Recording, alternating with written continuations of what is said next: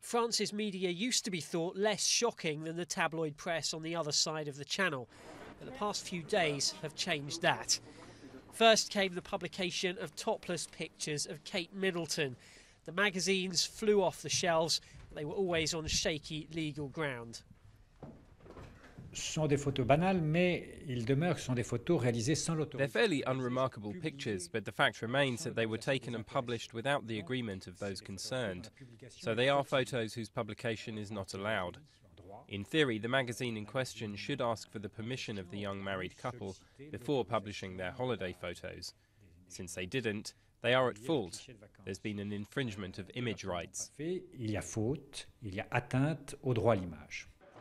A court injunction duly followed, but low fines and high publicity mean it's unlikely to do Closer magazine any harm or to act as a deterrent.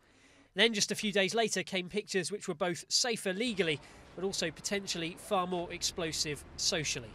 Caricatures of the Prophet Mohammed, which led France to bump up security measures at its embassies around the world.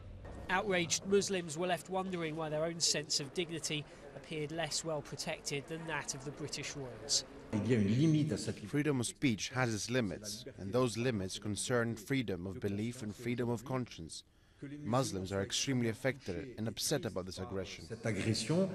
The French government could do little but stick to the letter of the law, while expressing a hope that people would not abuse their freedoms. I have reminded everybody of the government's firm position. We are living in a state of law where there is freedom of expression and of the press, which also covers cartoons. But at the same time, there is this notion of responsibility. And it's that responsibility which the French media seems determined to test, with recent publications landing either side of the legal line. If French politicians and stars are still treated with a degree of discretion, it seems that foreign celebrities and religions aren't in for such an easy ride.